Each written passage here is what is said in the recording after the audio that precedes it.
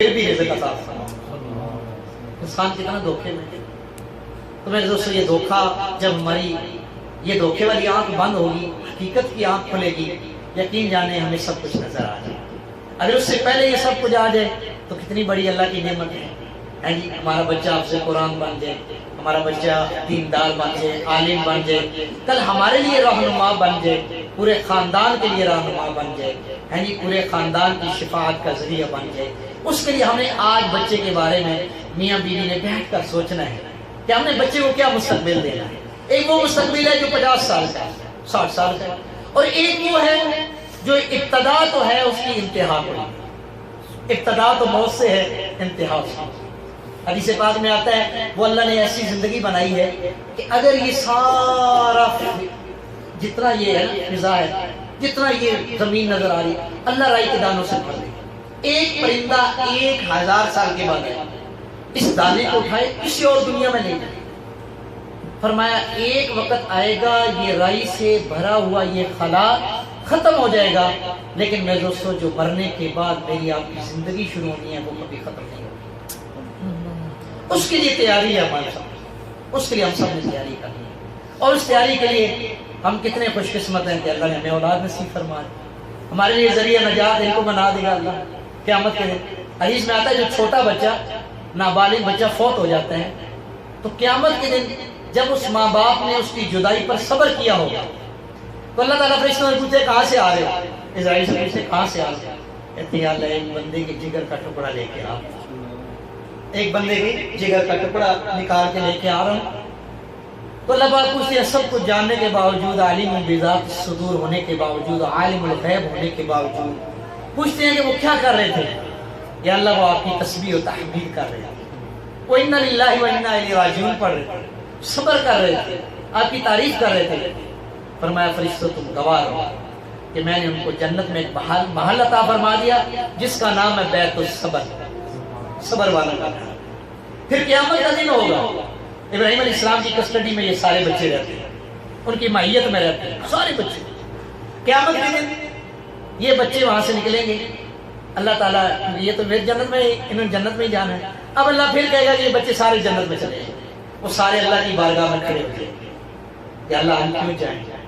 ہماری ماں روتی رہ گئی، 9 مہینے پیٹ میں رکھا، ابھی دنیا میں آیا تو صحیح چوما بھی نہیں تھا کہ ہم جدا ہو گئے، باپ نے ابھی انگلی پکڑ کے چلائی نہیں تھا کہ ہم جدا ہو گئے، تو یا اللہ اب دنیا میں وہ ہمارے بغیر رہ گئے، آج وہ جنت میں ہمارے بغیر کیسے رہے، ہم ان کے بغیر کیسے رہیں؟ ہم ان کے بغیر جنت میں نہیں رہیں گے۔ اللہ کہے گا جو اپنے ماں باپ کی انگلی پکڑ کے جنت میں لے۔ تو یہ ساری فضیلتیں میرے دوستو کلمہ لا الہ الا اللہ محمد رسول اللہ پڑھنے والے کے مسلمان کے لیے ہمیں اللہ ان کی قدردانی کی توفیق نصیب فرمائے۔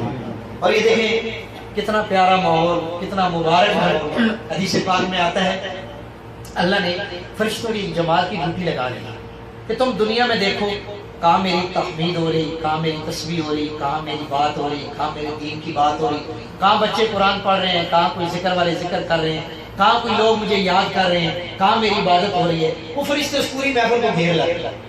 حدیث میں آتا ہے آسمان تک وہ چلتے رہتے ہیں، آسمان تک ایک دائرہ بنا کر جاتے ہیں، وہ محفل چلتی رہتی ہے چلتی رہتی ہے۔ جب وہ مجلس برخاست ہوتی ہے تو اللہ تعالیٰ سب کچھ جاننے کے باوجود فرشتوں سے کہاں سے آ جائے، کہتے ہیں اللہ جو آپ نے ڈیوٹی لگائی تھی، ایک مجلس کی محفل تھی جہاں پر ذکر خیر ہوتا، دین قرآن اسلام کی باتیں ہو رہی تھی، آپ کے پیارے حبیب کی باتیں ہو رہی تھی، آپ کے ذکر خیر ہو رہا تھا، ہم وہاں سے آئے۔ اچھا اللہ پاک پھر پوچھتے ہیں جاننے کے باوجود وہ بندے کیا مانگ رہے تھے، کیا چیز طلب کر رہے تھے؟ فرمایا اللہ آپ کی رضا طلب کر رہے تھے، جنت طلب کر رہے تھے، آپ کے معافی سے طلبگار تھے۔ اللہ کہتے ہیں انہوں نے جنت کو دیکھا ہے؟ فرمایا دیکھا تو نہیں، اور اگر دیکھ لیتے تو یا اللہ پھر تو اور زیادہ طلب کرتے، ابھی تو دیکھا نہیں ہے سنا ہے سر، پھر تو اور زیادہ طلب کرتے۔ اللہ کہتے ہیں فرشتوں تم گواہ رہو میں نے ان کو جنت کا وارث بنا دیا۔ پھر اللہ پوچھتے ہیں کس چیز سے پناہ مانگ رہے تھے، کس سے ڈر رہے تھے؟ کہتے ہیں یا اللہ آپ کے خوف سے، آپ کی جہنم سے پناہ مانگ رہے تھے۔ فرمایا جہنم کو دیکھا ہے؟ نہیں دیکھا تو نہیں یا اللہ، اگر دیکھ لیتے کہ اللہ پھر تو اور بھاگتے اس سے، اور پناہ مانگتے، اور ڈرتے یا اللہ، اور آنسو بہاتے، آپ سے معافی مانگتے اپنے گناہوں کی، اور دور ہوتے جہنم سے۔ تو اللہ پاک فرماتے ہیں فرشتوں تم گواہ رہو، میں نے ان کی مغفرت فرما دی، ان کو جہنم سے چھٹکارا دیا۔ بخاری مسلم کے اندر روایت ہے۔ پھر فرشتے عرض کرتے ہیں یا اللہ ایک آدمی اس مجلس میں آیا جو اپنے کام سے کسی کو ملنے آیا تھا، مجلس کے لیے نہیں آیا تھا، اپنے مطلب کے لیے آیا تھا، کسی کو ملنا تھا کہ چلو یہ اٹھے گا تو اس سے بات کر لوں گا، کوئی کام تھا، کاروباری تھا، کوئی دنیا کا کام تھا۔ اللہ پاک فرماتے ہیں فرشتوں اتنی مبارک مجلس تھی کہ میں نے اس مجلس کی برکت سے اس کو بھی معاف فرما دیا۔ سبحان اللہ۔ اللہ کتنے کریم ہیں، کتنے رحیم ہیں۔ 70 ماؤں سے زیادہ اللہ پیار کرتا ہے۔ ایک ماں کو اپنے بچے سے کتنا پیار ہے، بخار ہو جائے ساری رات میں سوتی، تھوڑی سی تکلیف ہو جائے ہاں جی اس کا دل گھٹنے لگ جاتا ہے، دل کے دورے پڑتے ہیں۔ بس دوستوں اللہ ہم سے کتنا پیار کرتا ہے، کتنا پیار ہے۔ اگر پیار نہ ہوتا تو آج ہم اپنے اعمال پہ نظر کریں ہیں جی، تو اس کی محبت پہ تو ہم کہاں کے رہیں گے۔ اللہ تعالیٰ ہم سب کو اللہ اور اس کے رسول سے کامل سچی محبت نصیب فرمائے۔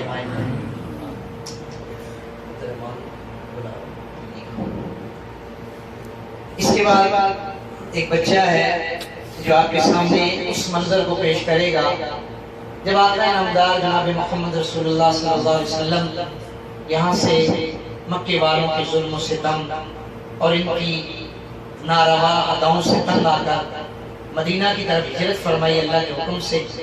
تو آپ جب مدینہ تشریف لے گئے تو لکھا ہے کتابوں میں کہ مدینے والوں کو پتہ چلا کہ ہمارے آقا انعامدار جناب محمد رسول اللہ صلی اللہ علیہ وسلم ہماری طرف روانہ ہو چکے ہیں، تو وہ روزانہ شہر سے باہر تشریف لاتے تھے، کیونکہ فون تھے نہیں، تارے تھے نہیں، کوئی پیغامات کا ذریعہ تھا نہیں، تو وہ دیکھ لیتے تھے کہ جب شام تک انتظار کرتے نہیں آتے پھر واپس آ جاتے۔ آج بھی پھر طلع البدر علینا، ہمارے اوپر نہیں آج وہ چاند بدر وہ ہمارے اوپر نہیں طلوع ہوا، پھر وہ شام کو پھر واپس آ جاتے، روزانہ جاتے۔ تو ایک دن وہ چاند ان پر طلوع ہو گیا، ان کی قسمت کا ستارہ جاگ گیا، ان کی قسمت نے ایک دفعہ پھر ان کو مبارکبادیاں دی، ان کے نصیبہ نے ان کو بار بار استقبال کے لیے مبارکبادی دی، اور وہ آپ صلی اللہ علیہ وسلم کا استقبال کس انداز سے کر رہے تھے، کس انداز سے خوشیاں منا رہے تھے، اس کی منظر کشی کے لیے میں دعوت دیتا ہوں ایک چھوٹا سا بچہ عبد الرحمن محمود محمد یمنی کو کہ وہ تشریف لائیں اور آقا صلی اللہ علیہ وسلم کے مدینہ منورہ میں جانے کے اس منظر کشی فرمائیں۔ عبد الرحمن محمد یمنی۔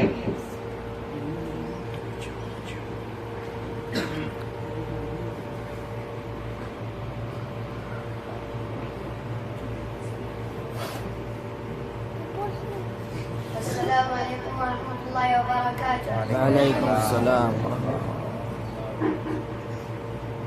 طلع البدر علينا من ثنيات الوداع وجب الشكر علينا ما دعا لله داع طلع البدر علينا من ثنيات الوداع وجب الشكر علينا ما دعا لله داع أيها المبعوث فينا جئت بالأمر المطاع جئت شرفت المدينة مرحبا يا خير وداع طلع البدر علينا من ثنيات الوداع وجب الشكر علينا ما دعا لله داع۔ ماشاء اللہ ماشاء اللہ۔ قاری صاحب جس انداز سے محنت فرما رہے ہیں اللہ اپنی بارگاہ میں قبول فرمائے، اور ہم تمام احباب کو جو بچوں کے سرپرست ہیں اللہ مزید تعاون کی توفیق عطا فرمائے۔ مکتب کی بہت ساری خصوصیات میں جہاں قرآن کی تلاوت، بچے کا تلفظ، اس کا اچھا پڑھنا، اس کے ساتھ ساتھ بچے کی روحانی تربیت کا بھی ایک عمل ہوتا ہے کہ بچہ گھر میں جاتا ہے، سلام کرتا ہے، بچہ گھر سے نکلتا ہے، سلام کرتا ہے، کھانا کھانے بیٹھتا ہے، دعا پڑھتا ہے،